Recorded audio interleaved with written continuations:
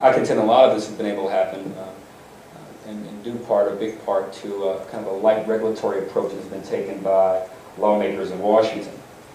In fact, that light regulatory framework has allowed and incented the private sector over the last 3 years alone to invest some $250 billion alone into improving America's infrastructure, our broadband infrastructure, connected cars. They're new to the market. They pose and present a list of wonderful opportunities, from easy things like being able to figure out what restaurant might be nearest when we're driving, to reducing carbon emissions. It also presents a host of privacy questions that we hope to analyze and answer today, or begin to frame some of these answers today. What should the car industry, and for that matter those organizations and companies that will be supporting subscribers and those who produce these cars going forward, give us a sense of what happened, a sense of what industry should be looking to. Sure, I'd be happy to do that. So thank you very much for having me here. First, I should say that the views that I am going to express today are only my own views, and they don't represent the views of the Commission or any of the commissioners. But I'd be happy to kind of give a sense of where the FTC is coming from an enforcement standpoint, and then also from a policy standpoint. So for those of you that don't know, we are a civil law enforcement agency, and our core enforcement statute is Section 5 of the FTC Act, which prohibits unfair or deceptive acts or practices. So a deceptive act or practice is a material representation or omission that's likely to mislead consumers acting reasonably under the circumstances. From a policy side, in November of this past year, we held a full-day workshop on the Internet of Things, which broadly refers to the growing connectivity of consumer devices. But one of the panels that day was on connected cars. I think it was pretty clear across the board that that these technologies really do provide a number of benefits, but they also present some privacy and security risks. One interesting way to think about some of our best practices from a policy standpoint is to look back at a privacy report we did in 2012, which set forth sort of three principles to sort of guide businesses in areas of emerging technologies. And they are privacy by design, simplified choice, and greater transparency. We live obviously in a society where we trade privacy for convenience. Right. And give us a sense of some of the conveniences here as we think about what we gain from these new policies. Sure. Yeah, you're right. I mean, I think as kind of a baseline matter, it kind of helps to think about these technologies and what we're going to be seeing in the future. As you mentioned, I was at Google yesterday, and we were talking a lot about what the cities of the future are going to look like, and especially as it relates to these intelligent vehicles. And for us, intelligent vehicles means everything from the kind of connected cars that are now connected to the internet, that can be connected to the cloud.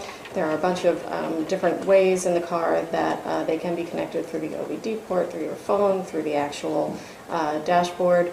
And a lot of the advantages are kind of larger societal advantages that we haven't necessarily seen in devices, you know, like phones or like iPads, as great as they are. So there are all kinds of wonderful, you know, safety implications for connected cars.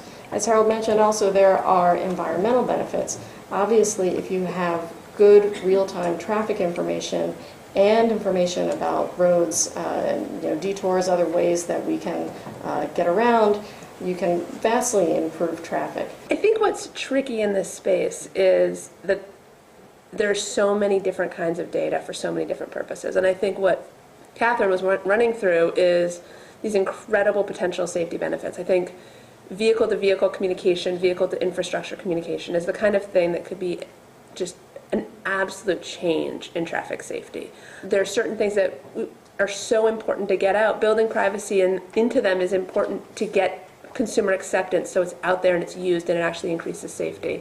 I think there's going to be legislation, there's going to be a lot of discussion. I don't know what laws will come out of it at this point. And I think, as you mentioned in your introduction, there's so much happening in this space. Being very careful about the legislation that we put out there to make sure that this really high quality safety connectivity keeps growing. Give us a sense of where we are today with technology in these cars and where we were 5 years ago and where you anticipate us being 5 years from now. I think one of the things to remember about this is there are still a lot of issues to be worked out. Not only do the individual technologies have to be worked out, but also standardization among the technologies has to be worked out. So the free flow of information across platforms isn't necessarily going to happen immediately. So I think there is a bit of lead time for us to figure out the policy issues and to work out things like privacy by design and to educate people about consumer tolerance for how far they're willing to allow these technologies to go.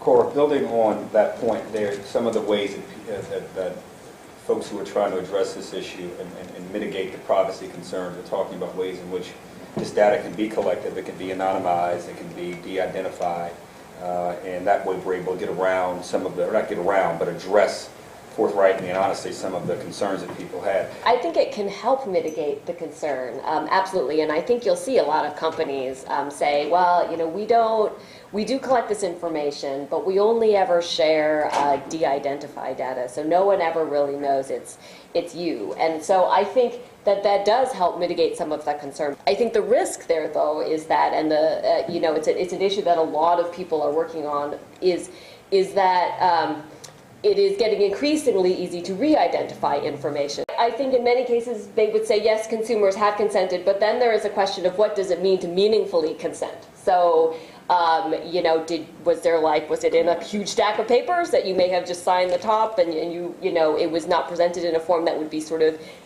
easy to see and easy to understand. Technology is evolving and there are tremendous benefits that come with it. And so our focus is really to ensure that consumers are able to make that choice and that there aren't things happening that they aren't aware of. There aren't balls being hidden or information that's being shared without them being notified so that they are able to make the best choices about their information. To companies who are developing these services, consumers really do care about privacy. They care about knowing what's happening with their information, and so to the extent that you are developing these products and services, think about privacy considerations and security considerations from the start, so that if there's a situation where hopefully your product or service becomes really popular and everyone's going to be using it, then you will have the right protections in place. You mentioned cell phones. What lessons can be learned as it relates to data practices from other connected technologies? Yeah, I think that's a good point. I mean, as these new technologies come onto the market, we find that we are going to deal with different policy challenges. So, of course, location-based services. Many folks were very concerned about location-based services privacy. So, for instance, after the FTC released its paper on privacy, the White House also released one. And in that paper, the White House said, this agency in commerce called NTIA, you should go and start what's called a multi-stakeholder process, get everybody in a room, try to figure out what's going on with mobile apps and privacy, and come to some best practices around that. And also going to sort of that bullet point too on the FIPS principles, so choice and consent. So one of the principles of our privacy report was simplified choice. And it's really kind of, I think of it as like a context argument. So there are certain contexts where you understand that you need to share your information so that something can happen. And we've come up with some examples in the car context. But another obvious example is product fulfillment. So you buy something, obviously they need your address so they can ship it to you. But there are other types of situations where a company might be doing something unexpected with your information. And that's where I think consumers particularly need to have proper notice and are able to make informed choices. In terms of connected cars and data for connected cars, the car industry hasn't yet developed that skill of, oh, if there's an issue, we're gonna push a patch out without having to buy a new vehicle. Should we look at connected car security differently because of the state at which they're able to respond? Now versus, hopefully it'll get faster in the future. But should we look at it differently now because of their ability to respond? I think that they, are noticing that the technology in the car is now the #1 draw. The poll just came out the other day of people who are looking to buy a car. It's the #1 thing they care about, more than fuel efficiency, more than engine size, or anything else. And I think that they're understanding that as a market matter. If they don't get it right, then they got to try again and get it right, because that is the standard that we're used to. So they are becoming, I think, more adapted to the market of the consumer that is out there. My question is, the panel is called What Your Car Tells the World About You. We've learned what it tells us about the road and what it tells us about the car. But what are these cars going to tell us, to tell the world about the driver itself? And what kind of regulation is being put in place so that insurance companies can't affect their policies based on an individual driver? Insurance companies already do. People buy these, sign up with their insurance company, plug something into their car, and the insurance company reads it and says, "You're a great driver, we're going to give you a discount." That stuff's already happening, but I mean, it's very well informed, it's very known. You are signing up for this with your insurance company. I think what we haven't seen yet, and we could see, is taking the data about you as a driver that's collected by the car's infotainment system, or Google has just started this Open Automotive Alliance. If you're logged into your Google account in your car and on your phone, there's going to be information flows that aren't there yet. And what Cora mentioned this earlier, it's really hard in a car environment to figure out that choice and consent. They have screens, but what if one member of the family sets up the car really quickly and just hits yes because they bought a new car and they want to go play with it and they don't know what they've done? Figuring that out is going to take time. So if there's also a property issue in there around the ownership of the data, and who can sell that even if there isn't consent? Now, the car, new cars become old cars, and you got a secondary market, and that secondary owner, how do they give that kind of consent about what the data is? I mean, if it's an insurance, they can just pull it out. But if it's built into the infrastructure of the vehicle, reporting back to the automaker because they say they own that, how is that going to be regulated? And is there any cooperation between the EU and the US about those kind of data property issues? There's also so many different kinds of data that he's talking about. I mean, there's the event data recorder, which is this very specific thing that records very specific data. And then there's the data held by your infotainment system. And is that actually even going to be the car, or is that going to be some second company? You're right. I've definitely talked to some people about the selling of the car and how that transfers everything over. But I don't have any answers at this point. I just think you're asking. But I think that there should be, certainly companies should have reasonable collection, retention, and disposal procedures. Don't collect more than you need. Keep it securely and get rid of it when you no longer need it. What do you think we need to be thinking about as we think about data being retained and who can access this data? I think a lot of the issues with car data are very similar to the data that's collected by so many connected devices across that are just growing. Connected refrigerators, connected homes, all of that. A lot of the same issues.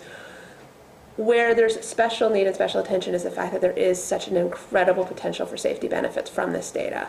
And so keeping an eye on that and making sure that the data is allowed to exist in a way that has the safety benefits while keeping people, giving people the level of privacy they need.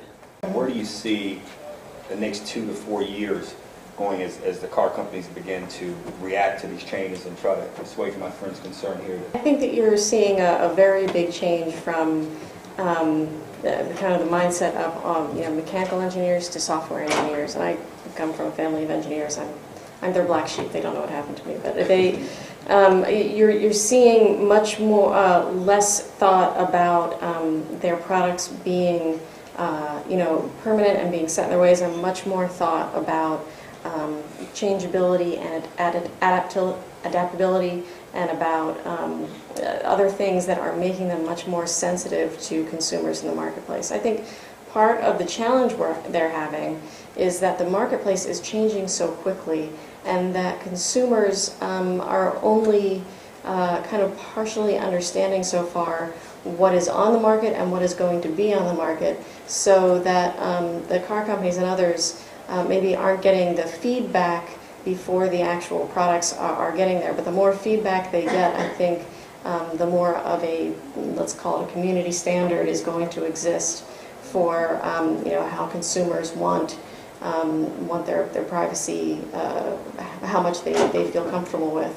And one thing that automakers do very well is they do like to respond to their customers, and I think again I've never seen them move so quickly in my years of dealing with them.